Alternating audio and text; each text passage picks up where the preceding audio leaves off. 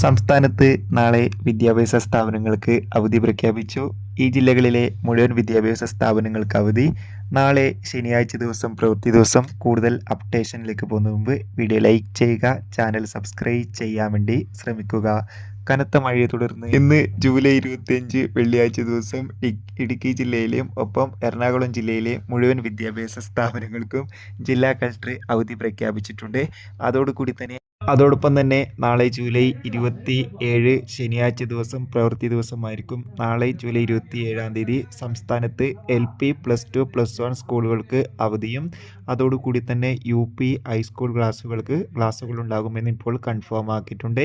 വരും ദിവസങ്ങളിൽ മഴയുടെ ശക്തി കൂടുമെന്ന് കാലാവസ്ഥാ നിരീക്ഷണ കേന്ദ്രം അറിയിച്ചിട്ടുണ്ട്. എല്ലാവരും ജാഗ്രത പാലിക്കാൻ വേണ്ടി ശ്രമിക്കുക.